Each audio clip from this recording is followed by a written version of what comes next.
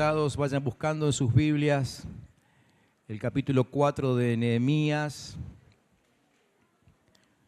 Capítulo 4 de Nehemías.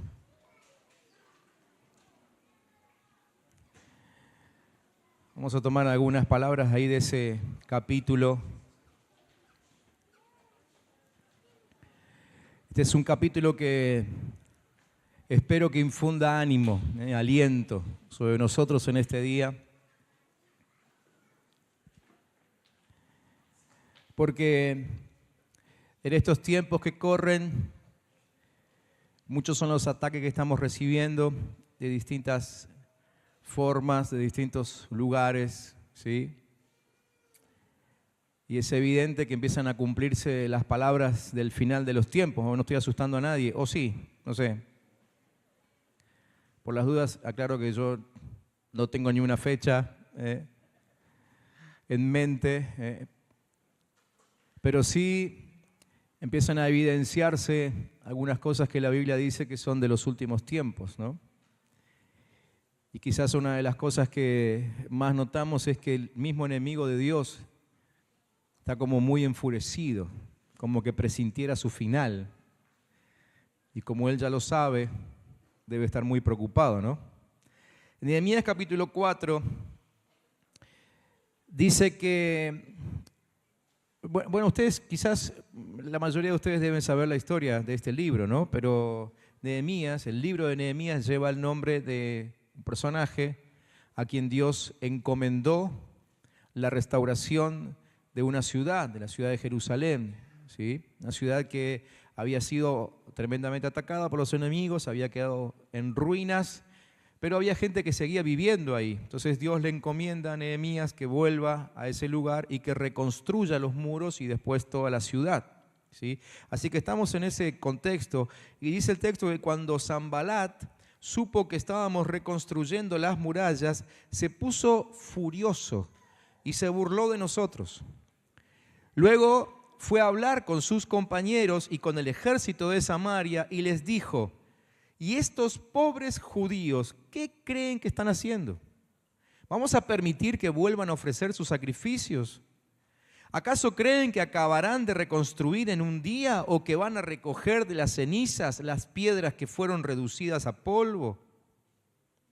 A su lado estaba Tobías, el amonita, quien decía: la muralla que están reconstruyendo, con el solo peso de una zorra se vendrá abajo.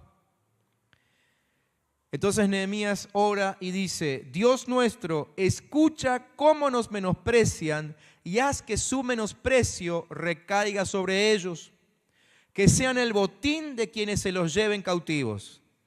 No pases por alto su maldad, ni perdones su pecado, pues se enfurecen contra nosotros al ver que estamos reconstruyendo. Hemos reconstruido la muralla hasta la mitad de su altura. Casi hemos terminado la obra porque tu pueblo tiene ánimo para restaurarla.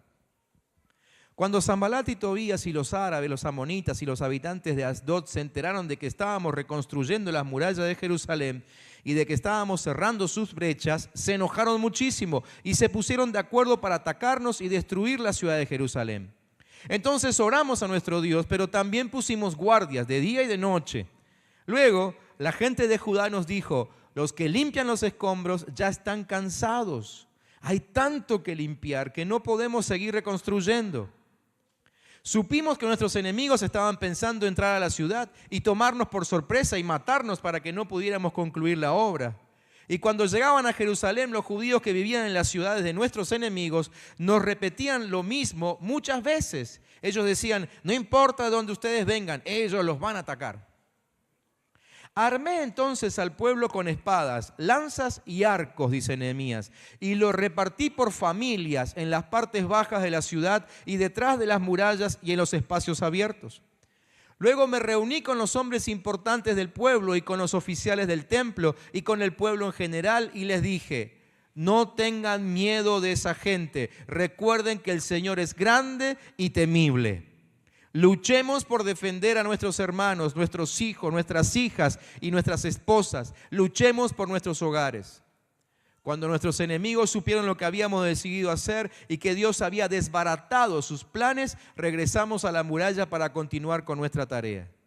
A partir de ese día, la mitad de los hombres trabajaba en la reconstrucción, mientras la otra mitad se mantenía vigilante con sus lanzas, escudos, arcos y corazas. Los jefes de todo Judá los apoyaban, tanto los que reconstruían la muralla como los que acarreaban los escombros y los que cargaban el material. Con una mano trabajaban y con la otra sostenían sus espadas. Todos los que trabajaban en la reconstrucción llevaban la espada al cinto, y a mi lado estaba quien tocaba la trompeta. Luego me reuní con los hombres importantes y con los oficiales y con todo el pueblo y les dije: la obra es muy grande y extensa y nosotros estamos muy separados unos de otros a lo largo de toda la muralla. Por eso, cuando oigan el toque de la trompeta, corran a reunirse con nosotros, que nuestro Dios peleará por nosotros. Y así, desde la salida del sol hasta que aparecían las estrellas, trabajábamos en la obra, mientras la mitad de nosotros se mantenía lanza en mano. Al resto del pueblo le dije: quédense todos dentro de Jerusalén, cada uno con sus criados. Durante la noche vigilen la ciudad y durante el día trabajen en la obra. Mis hermanos y mis criados y los centinelas que me seguían trabajábamos sin descanso. Ninguno de nosotros se quitaba la ropa a no ser para bañarse. Venimos hablando todos estos domingos acerca de estos tiempos que nos tocan vivir, ¿no? Y de los ataques que estamos recibiendo, sobre todo a nivel familiar. Son tiempos desafiantes, son tiempos peligrosos, pero también son determinantes para nosotros como iglesia, para nosotros como cristianos. Creo que en estos tiempos hay mínimamente 3 cosas que tenemos que saber y recordar constantemente. Primero, que hay un ataque directo contra la familia. Hay un ataque directo contra la familia. Segundo, que el bien siempre vence el mal. ¿Amén? ¿Cuántos dicen amén? ¿Sí? El bien siempre vence el mal. Aunque se demore la victoria, pero la victoria está asegurada y definitivamente el mal va a ser totalmente tirado por tierra. Y tercero, que estos tiempos difíciles nos llevarán a un despertar como iglesia y a un actuar y posicionarnos conforme a la palabra. ¿Sí? Recordemos estas 3 cosas. Dios nos ha dado la victoria, pero también está trabajando con nosotros y formándonos en este tiempo como quizás nunca antes, o por lo menos en nuestros tiempos, ¿no es cierto? Entonces, esta noche quiero mostrarles rápidamente, solamente para que ustedes puedan quizás identificarse a ustedes mismos, identificar algunos ataques que nosotros estamos sufriendo, para que vean que no es la primera vez que nos pasa.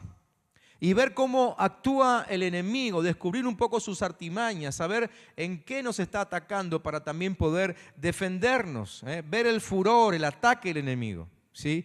Veamos que en esta historia de Nehemías pasa exactamente lo mismo que pasaría con nosotros. El ataque y la crítica vinieron cuando ellos decidieron reconstruir el muro. ¿Vieron eso? Que cada vez que ustedes quieren como acomodar su vida, algo pasa y como decía Marina, el efecto terremoto, ¿no? Se nos mueve el piso, ¿no es cierto? Bien, es una estrategia del enemigo. Vinieron cuando estaban dispuestos a poner límites. Ese momento cuando dijiste, hasta acá llegó, se terminó todo, al otro día vino una sorpresa, un ataque que no esperabas.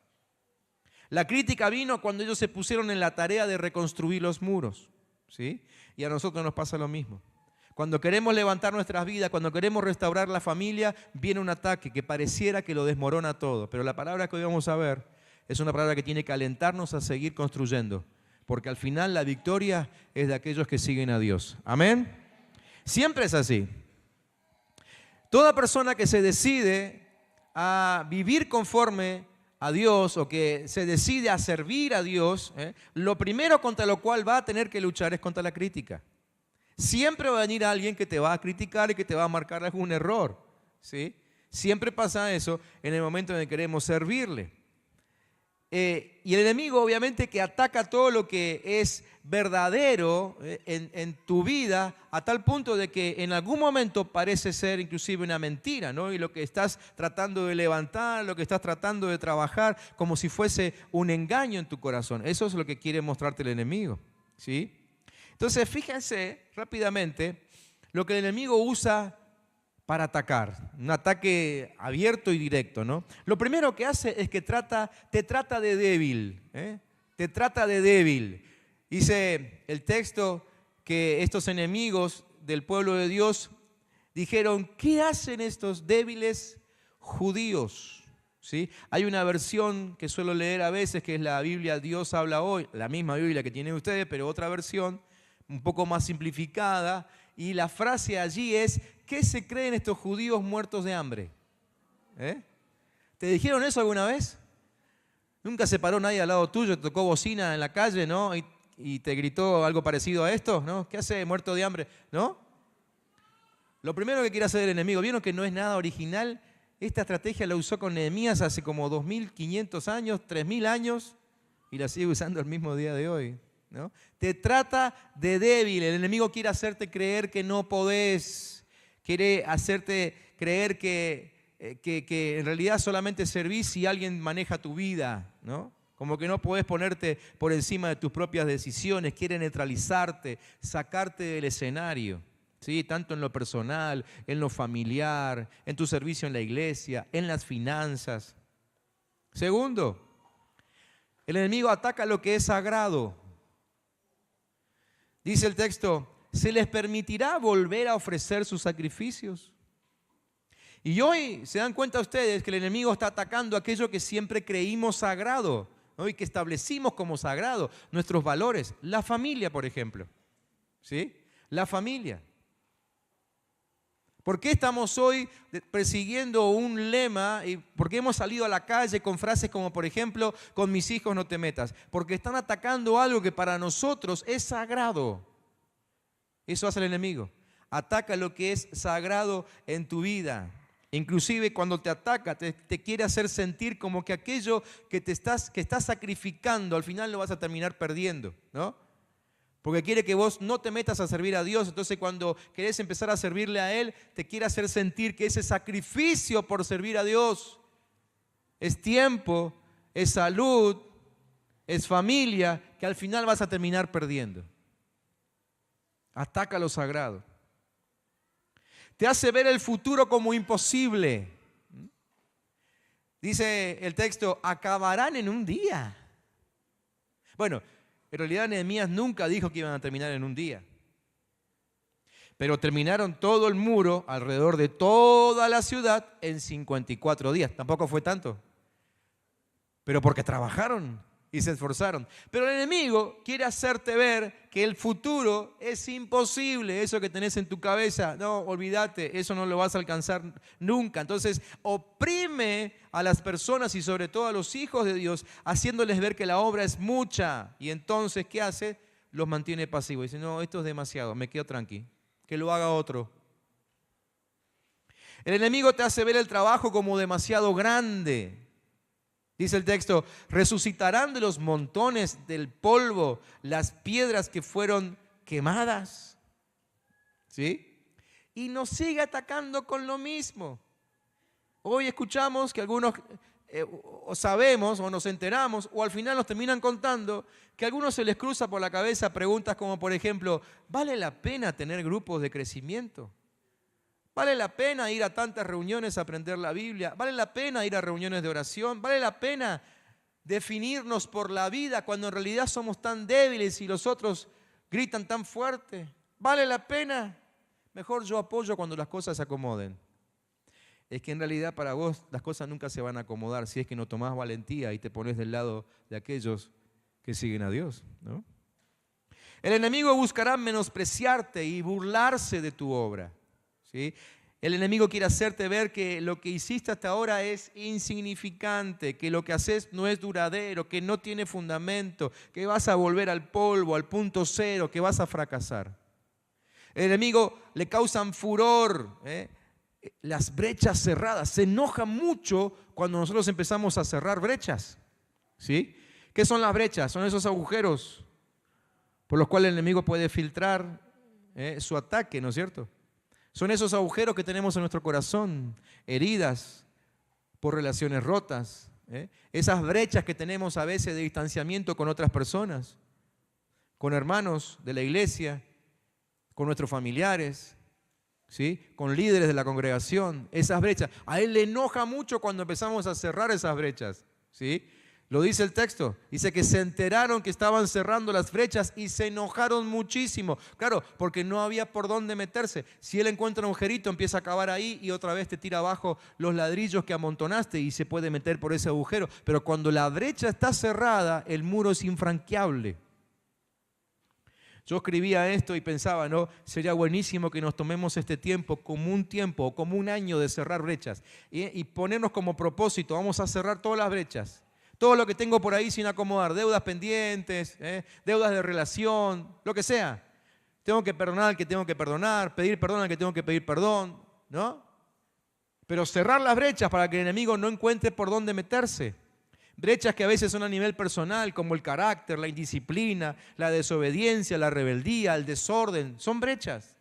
Brechas en lo familiar, ¿no? En nuestra relación con nuestras esposas, nuestros esposos. Bueno, se entiende, ¿no? En el caso mío, esposa. En el caso de las mujeres, esposo. Por la duda, claro, porque... ¿no? Tenemos que sanar eso. Cerrar esas brechas. La relación con los hijos. ¿Sí? Las brechas espirituales. Mi vida de oración, la lectura de la palabra. El congregarme, el comprometerme. El apoyo financiero a la visión de la iglesia. ¿Sí? Aún en las finanzas, acomodar esas brechas que tengo cuando digo, no, la verdad que estoy tan mal económicamente que el diezmo este mes no lo doy. Y si no lo das este mes, vas a estar tan tentado de no darlo tampoco el mes que viene. Porque es como que Dios te tiene mucha paciencia. Y viste que no diste el diezmo este mes, entonces el otro mes dijiste, bueno, si no me pasó nada el mes pasado, no di el diezmo y no me pasó nada. Y entonces volvés a no darlo. Y otra vez. Y tenemos que saber esto, que el diezmo es de Dios. Nosotros aquí, los que trabajamos en este lugar, no vivimos del diezmo de ustedes. El diezmo se usa para que se extienda la obra del Señor, para que se queden tranquilos, que la plata que ustedes ponen no es para nosotros. Es a veces un poco el temor, ¿no es cierto? O a veces el temor simplemente es que si doy esto, que es lo último que tengo en mi billetera, me quedaré sin nada. ¿Por qué no probás? ¿Saben cuántos testimonios tenemos aquí de personas que han dado lo último? Es más, tengo ganas de pedir que me levanten la mano aquellos que dieron lo último que tenían y el Señor les fue fiel y los mantuvo firmes y nunca le faltó. Yo soy el primero.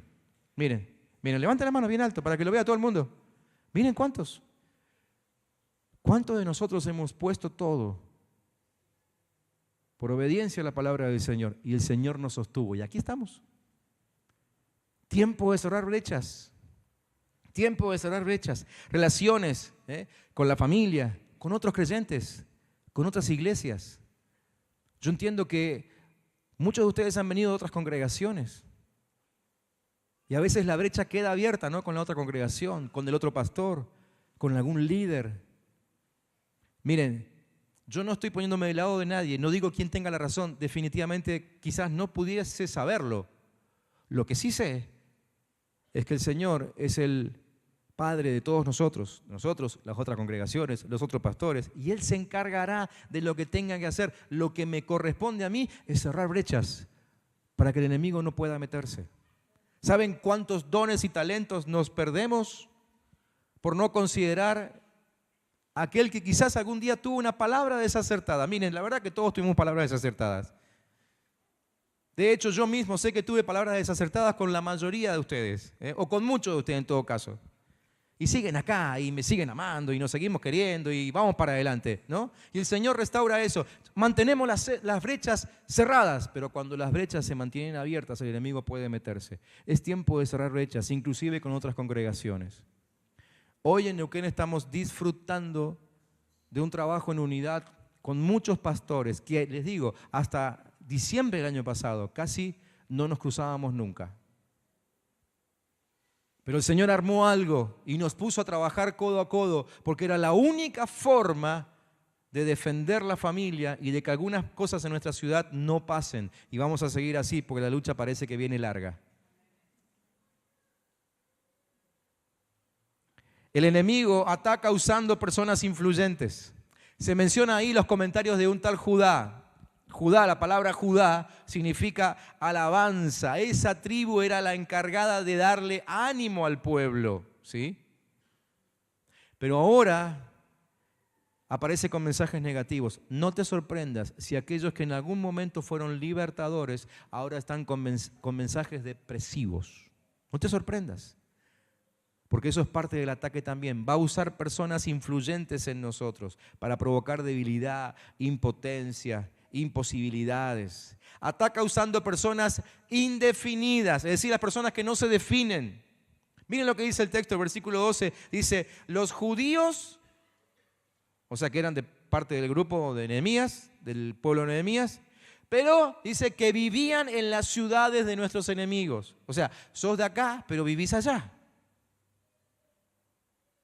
Muchas veces pasa eso, somos de acá, nos identificamos como cristianos, inclusive algunos dicen soy del camino, se llama la remerita esa tan linda que tenemos, ¿no? Soy del camino, pero después nos encontramos viviendo en otro ámbito, un ámbito de maldición, un ámbito de queja en el trabajo constante, y no falta que el noticiero muestre la imagen de alguno de nuestros hermanos acá, ¿sí? Marchando por alguna de esas causas que uno nunca sabe en realidad cuál es el trasfondo. Entonces son de acá, pero viven allá. Son los indefinidos que el diablo va a usar. Dice que esa gente era la que venía con los malos comentarios, ¿no? Los que deprimían, los que bajoneaban. Cuidado, es una forma en la que el diablo nos ataca. Una de las formas en las que el diablo nos ataca.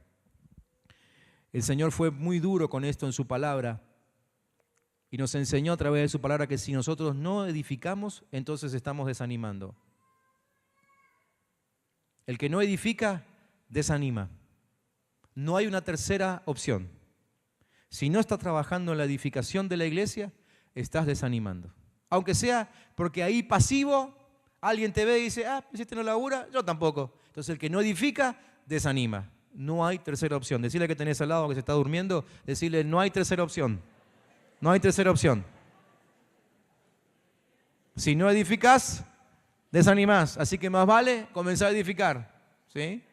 Apocalipsis 3:15, un texto conocidísimo, ¿no? Cuando el Señor le dice a su pueblo, ¿cómo quisiera que fueras frío o caliente? Definite. O estás acá o estás allá. Porque si no estás acá ni estás allá, no disfrutás ni acá ni disfrutás allá. En todo caso, si no te gusta nuestra cara, ándate para allá. Y ya que vas a pecar, pega con gusto. Y disfruta hasta que el Señor te corte la soga y entonces... Pero definite. Indefinidos, el Señor no los quiere. Como quisiera que fuera frío o caliente. Pero como no eres ni frío ni caliente, ¿cómo sigue el texto? Que suena feo eso, ¿no? Te vomitaré de mi boca, ¿sí? ¿Qué hace el Señor? Te saca de su escenario. Te saca de su escenario. Definite. Entonces, necesitamos encontrar la solución para estos ataques del enemigo. Y otra vez Nehemías nos muestra cómo lo solucionó él. Y si está escrito ahí, está puesto de ejemplo y de modelo a nosotros. Miren la solución para estos ataques. Primero, lo primero que hace Nehemías, llevar el problema delante de Dios. Él arranca todo.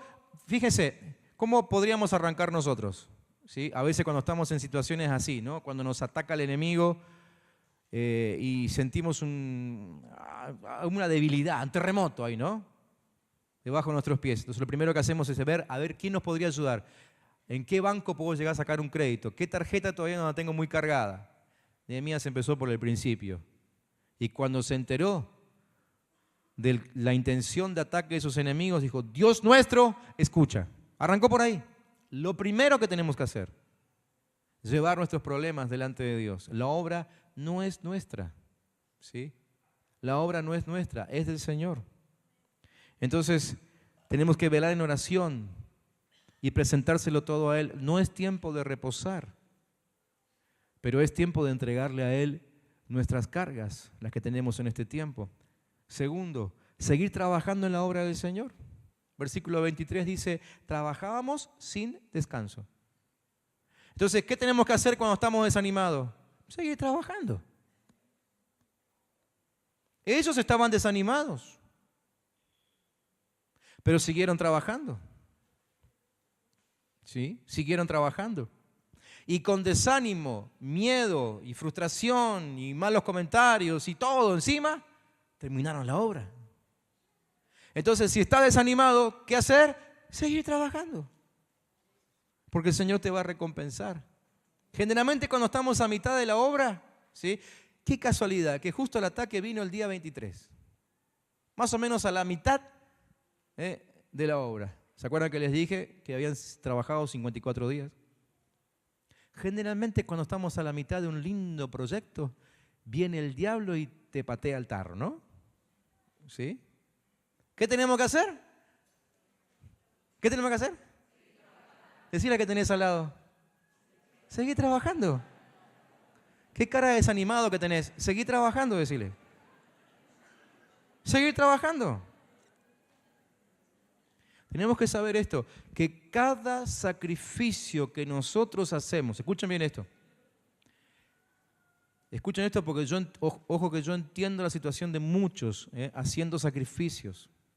Quiero que sepas esto, cada sacrificio que haces le pone un límite nuevo al diablo. ¿Sí? Cada sacrificio que haces le pone un límite nuevo al diablo, le pone un límite nuevo a las tinieblas. Por eso Gálatas 6:9 dice, no nos cansemos de hacer el bien, porque a su tiempo cosecharemos si no desmayamos. Amén. Y 2 Tesalonicenses 3:13 dice, y ustedes hermanos, no se cansen de hacer el bien. ¿Por qué le dice eso? Porque estaban cansados, porque no querían seguir adelante. Pero el consejo de la palabra es, sigan, sigan, sigan. ¿Ustedes creen que Jesús no estuvo cansado justo antes de ir a la cruz? Yo creo que Jesús se cansó ya, no sé si el primer día, pero el primer año de ministerio ya estaba medio cansado, pero siguió un año más. Y al final de ese segundo año probablemente también estaba cansado porque le dijo a los discípulos, ¿hasta cuándo voy a estar con ustedes? Estaba cansado. Estaba frustrado con algunas cosas quizá, ¿no? Y al tercer año llegó a decirle a su propio papá, papá, ¿puede ser que yo zafe de esta? ¿Puede ser que pase de mí esta copa? ¿Y el padre qué le dijo? No le dijo nada. Y él entendió que había que seguir trabajando. Había que seguir trabajando, pero terminó cosechando. Puso su vida, su sacrificio le puso límite a las tinieblas. Un límite que el diablo nunca más pudo atravesar. Y gracias a eso vos sos libre. Entonces, vamos adelante con el sacrificio. El tiempo que sea, sigamos trabajando. ¿Qué más nos enseña Nehemías? A unirnos como familia. Versículo 13 dice, armé al pueblo y lo repartí por familias. Nehemías nos da una estrategia espectacular, ¿no? Nos enseña que en esas áreas abiertas pongamos al pueblo por familia. Es un llamado de atención a todos. ¿Para qué? Para que involucremos a nuestras familias en esta batalla. No sé si ustedes se acuerdan, pero en febrero, cuando comenzamos con esta serie de mensajes sobre la familia y sobre los hijos, el primer mensaje se llamaba ¿niños o hijos? ¿Cuántos se acuerdan de ese mensaje? ¿Sí? Si no se acuerdan, repásenlo, está en nuestro canal de YouTube. Lo que aprendimos con esa palabra es la gran diferencia que existe entre formar un niño y formar un hijo. Cuando formo un niño solamente lo quiero sobreproteger porque lo estoy viendo como un pobre niño. Pero cuando formo un hijo, sé que estoy formando a alguien con proyección, alguien con propósito, alguien que en algún momento tendré que soltar de casa para que siga adelante con el objetivo de su vida, el que Dios estableció para él. ¿Sí? Hoy necesitamos tomar a nuestra familia y enseñarle cómo cuidar los espacios abiertos, cómo ponerse a vigilar aquellos lugares donde todavía el muro no se levantó. Hijos que aprendan a orar, que aprendan a interceder, que aprendan a luchar, que aprendan a responder. Hoy somos responsables de un discipulado de gobierno sobre nuestros hijos. ¿Me entienden? ¿Sí? Unirnos como familia. Y si vamos a pelear en este tiempo, asegurarnos que nuestras familias tengan las herramientas correctas. Poner esas herramientas sobre sus espaldas, armarlos con espadas, con lanzas, con arcos. Bueno, no literalmente, ¿no? Eso es lo que hizo Nehemías. Pero nosotros tenemos que armarlos con palabra de Dios. con argumentos con los cuales ellos puedan defenderse frente al ataque del enemigo. ¿Qué les enseñamos nosotros? Cuando vienen nuestros hijos a decir, mirá, ahí en la escuela tengo a alguien que me está haciendo bullying. ¿Qué le enseñamos nosotros? No te juntes más con ese. Esa no es una opción. Porque quizás hoy podrán no juntarse con ese, pero mañana va a aparecer otro. Y pasado van a aparecer 2 juntos o 10 juntos. ¿Y qué vamos a hacer? ¿Vamos a retirar a nuestros hijos de las escuelas y los vamos a terminar formando en casa? ¿Vamos a hacer eso? Tenemos que enseñarles a defenderse en esos ámbitos, a soltar la palabra correcta y aún a entablar guerra espiritual en esos ámbitos de conflicto. Enseñarles a responder y a protegerse con la palabra de Dios. Eso tenemos que hacer. Porque aparentemente el ámbito en el cual estamos parece que va a estar acá todavía con nosotros un buen tiempo. La cosa no se va a poner mejor, se va a poner peor hasta que el Señor definitivamente venga otra vez a reinar aquí en la tierra. Entonces tenemos que armar a nuestros hijos como si fuesen los próximos gobernadores. Amén. Los que decidan lo que pasa en la calle, porque ellos van a estar en la calle en los próximos años. Unirnos como familias. Hoy en nuestra sociedad tenemos familias desmembradas, menospreciadas, desvalorizadas, y eso hace débil el futuro de nuestra nación. Pero nosotros estamos aprendiendo aquí a unirlas, a fortalecerlas, y eso está restaurando la posibilidad de fortaleza de Argentina. Si los hijos de Dios discipulan con un discipulado de gobierno a sus hijos, estamos aumentando la posibilidad de que Argentina siga siendo la gran nación que siempre quisimos, ¿sí? Estar dispuestos para la batalla, nos enseña Nehemías. Dice el versículo 13, armé al pueblo con espadas, lanzas y arcos, ¿sí? Estar dispuestos a la batalla, edificar los muros es tarea de todos, de todos, de todos, no es algunos. Todos. Es cierto que en el muro Nehemías nos muestra una gran verdad. No todos hacían lo mismo. Porque algunos cargaban baldes, otros pegaban ladrillos y otros solamente vigilaban. Cada uno tiene su función, pero estaban todos. Por eso es importante conocer en este tiempo nuestra asignación, nuestro propósito, los dones que Dios nos dio. Muchos de nosotros estaremos en un puesto mientras que otros están en otro, pero la tarea, la batalla es de todos. Tenemos que estar todos. Tenemos que estar todos. Toda opresión del enemigo no tiene que generar temor en nuestra familia, sino todo lo contrario, tiene que despertar una estrategia. Cuando nuestra familia está atacada, ¿qué vamos a hacer? ¿Refugiarnos? ¿Escondernos en la iglesia? ¿Llamar al líder todas las veces que le pase algo a nuestra familia? ¿Mudarnos de ciudad? ¿Irnos a vivir al campo, al desierto, a otro país, como algunos hicieron en algún momento? El objetivo del diablo nos va a alcanzar donde sea. Entonces, ¿qué podemos hacer? ¿Qué es lo mejor que podemos hacer? Aprender a defendernos, buscar estrategias. Cuando hay un ataque en la familia, sentarnos a orar, decir, Señor, ¿cómo nos defendemos de esta? Pero nadie huye. Amén. Nadie huye. Decirle que tenés al lado, nadie huye. Nadie huye. Buscamos estrategias. En el ataque encontramos estrategias. En el ataque encontramos estrategias. Nos levantamos con la victoria del Señor, dice Nehemías, versículo 14. No tengan miedo de esta gente. Recuerden que el Señor es grande y temible, ¿sí? Así que nos levantamos y peleamos por lo que Dios nos dio. Nos acordamos que el Señor es grande y temible. Peleamos por nuestros hermanos en Cristo. Edificamos porque eso hace fuerte a la iglesia. Peleamos por nuestros hijos, por nuestras hijas. Peleamos por cambiar la historia de nuestras generaciones. Peleamos por nuestra mujer, nuestro esposo. Que se despierte la voz profética en la nación. Peleamos por nuestra casa. Pero peleamos, ¿sí? Peleamos sabiendo que la victoria es absolutamente nuestra porque así lo declaró el Señor. Nos enfocamos todos en el muro.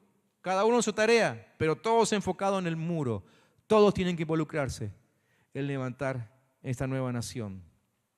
Tener un punto de reunión fijo, dice el versículo 20, ¿sí? Nehemías dijo, la muralla es muy larga. Claro, rodeaba toda la ciudad. Y si el enemigo nos ataca, nos tenemos que juntar en el lugar del ataque. Entonces, Nehemías andaba todo el tiempo con un trompetista al lado. Y cuando él se enteraba que había un ataque en algún lugar definido, corría con el trompetista y en el lugar del ataque hacía sonar la trompeta. Y todo el mundo sabía que donde suena la trompeta, ahí había que estar, porque ahí había lucha, pero ahí también había fuerza. Ahí había instrucción para la batalla. Ahí había estrategia. Necesitamos un lugar donde reunirnos. Por eso venimos a la iglesia. No venimos aquí a este lugar simplemente porque no tenemos nada más que hacer. Venimos aquí a ser entrenados para la lucha que mañana otra vez vamos a tener que enfrentar, y el martes y el miércoles. ¿Sí? Venimos aquí porque tenemos que ser instruidos, Todo el tiempo estamos buscando aquí que lo que soltamos desde este lugar, nuestros puestos de enseñanza, sean estrategias para la lucha diaria. Tratamos de enseñarle a ustedes aquello que edifique. Es lo que queremos hacer el fin de semana que viene con la charla que vamos a tener con Daniel González.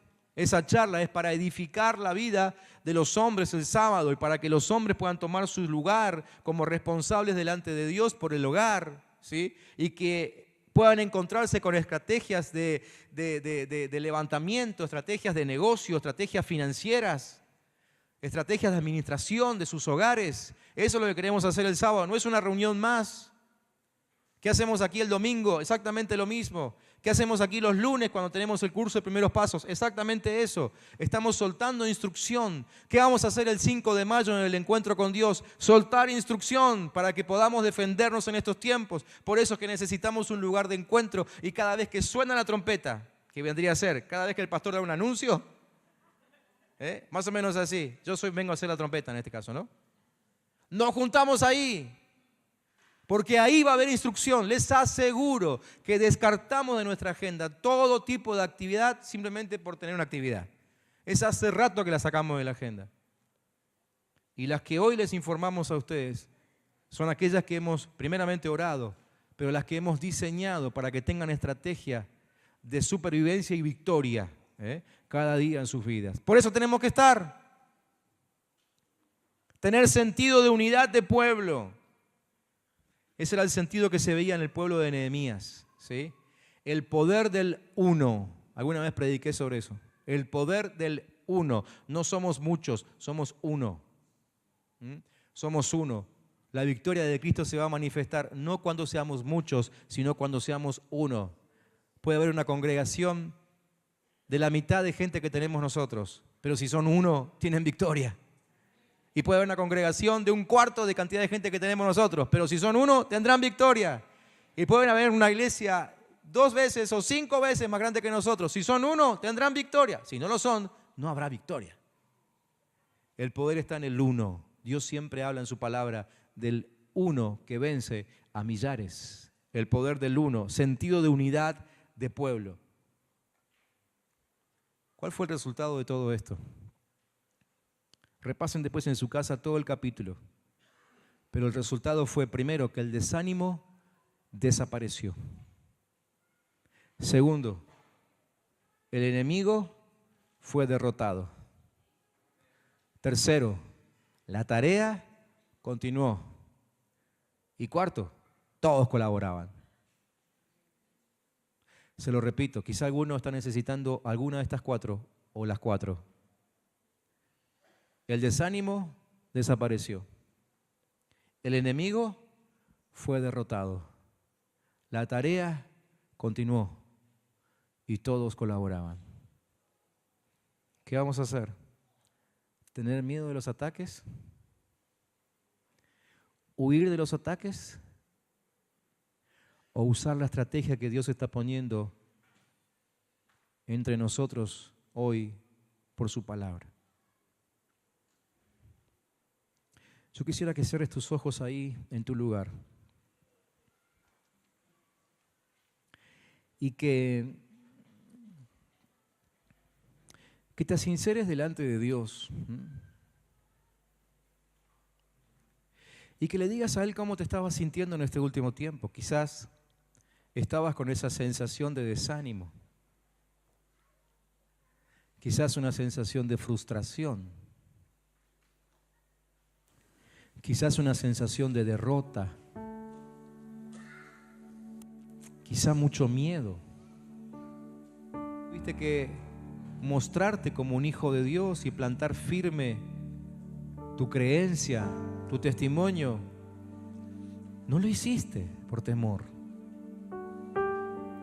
Aquí nadie te va a retar por eso, porque la verdad es que creo que todos en algún momento pasamos por todas esas circunstancias.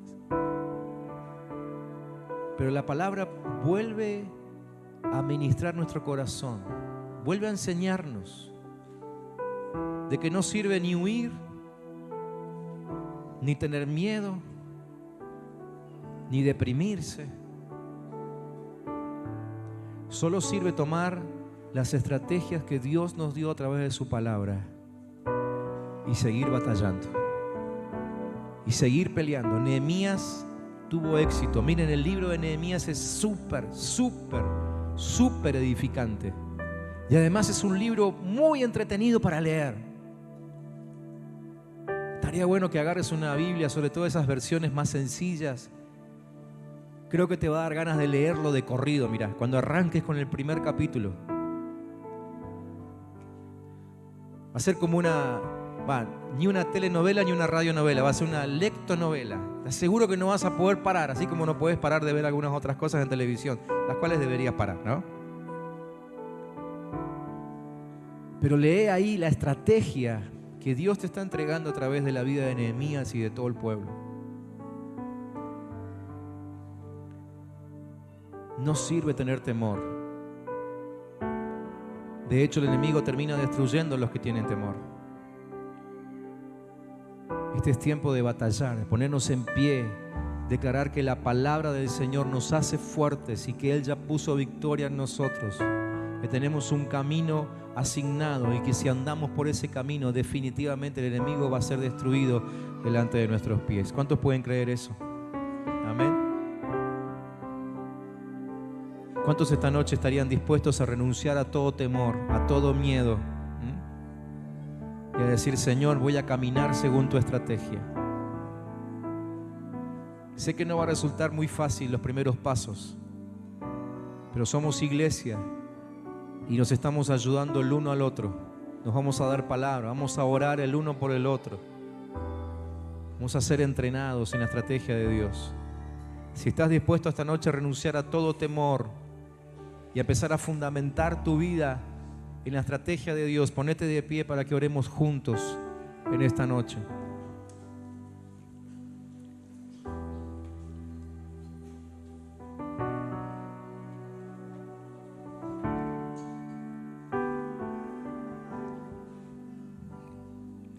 Miren, Dios tiene